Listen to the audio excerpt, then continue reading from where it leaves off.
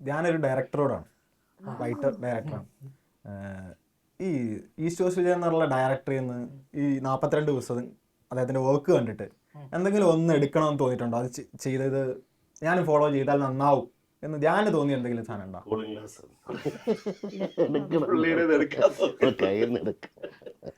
ഇല്ല, അങ്ങനെയൊന്നുമില്ല. പുള്ളി നമ്മളങ്ങനെ വിലയിരുത്തി ഇങ്ങനെ ജഡ്ജ് ചെയ്യാൻ നിൽക്കാറില്ല. പിന്നെ ഒരു ഇതുണ്ട് അല്ലേ, ഒരു അധ്യാപകൻ പോലെയാണ് അത്. കമാൻഡിംഗ് പവർ ഉണ്ടല്ലേ?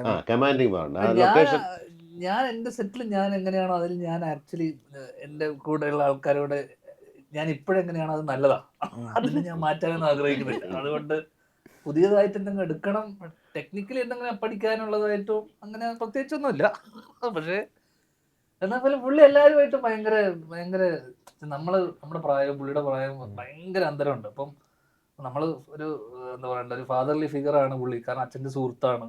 അപ്പം ആ ഒരു അച്ഛൻ്റെ കൊലീഗ്സ് ഒക്കെ ആയിട്ട് നമ്മൾ വർക്ക് ചെയ്യുമ്പോൾ നമുക്ക് ആക്ച്വലി ഒരു ഡിസ്റ്റൻസ് ഉണ്ട്, ഇവരുമായിട്ട് കമ്മ്യൂണിക്കേറ്റ് ചെയ്യുമ്പോൾ റെസ്പെക്റ്റും ഉണ്ട്.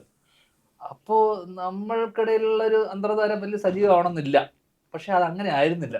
അത് നമ്മളെ പുള്ളി ഒരു കംഫേർട്ട് ചെയ്ത് നിർത്തി എന്നുള്ളതാണ്. അപ്പം പല ആക്ടേഴ്സും പല ലാംഗ്വേജിൽ നിന്നും വരുന്നു. ഇപ്പം പണ്ട് ഞാൻ തിര ചെയ്യുന്ന സമയത്തൊക്കെ അതർ ലാംഗ്വേജിൽ നിന്നൊക്കെ ആക്ടേഴ്സ് വരുമ്പോൾ എൻ്റെ ചേട്ടൻ എന്നോട് പറയുന്നത് വെച്ച് കഴിഞ്ഞാൽ അവരെ നമ്മൾ പാമ്പർ ചെയ്ത് നിർത്തണം. കാരണം അവർ ആ ഒരു കംഫർട്ടും കാര്യങ്ങളൊക്കെ പ്രതീക്ഷിക്കും. അപ്പം അമേരയോട് എങ്ങനെയായിരുന്നു അങ്ങനെ തന്നെയായിരുന്നു ഞങ്ങളോടും. പുള്ളി എല്ലാവരോടും ഒരുപോലെ ആയിരുന്നു. അപ്പം അത് ഭയങ്കര ഇമ്പോർട്ടൻ്റ് ആണ്, റെസ്പെക്റ്റീവ് ഓഫ് ഏജ് അല്ലെങ്കിൽ വാട്ട് എവർ ഇറ്റ് ഈസ്.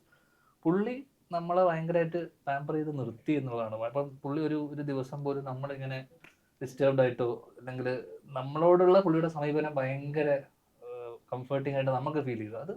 അത് എപ്പോഴും ഒരു ഡയറക്ടർ വേണ്ടതായിട്ടും അതെപ്പോഴും ഭയങ്കര സെറ്റിനെ ഭയങ്കര ഹാപ്പി ആയിട്ട് നിർത്തും. ഞാൻ ഡയറക്റ്റ് ചെയ്യുന്നൊരു പടം ഉടനെ ഉണ്ടാവോ? ഉടനെ അല്ല, അടുത്ത വർഷം ഒക്കെ വിചാരിക്കണം. അതിൻ്റെ അടുത്ത് പരിപാടി 1-2 കഴിഞ്ഞിരിക്കണം.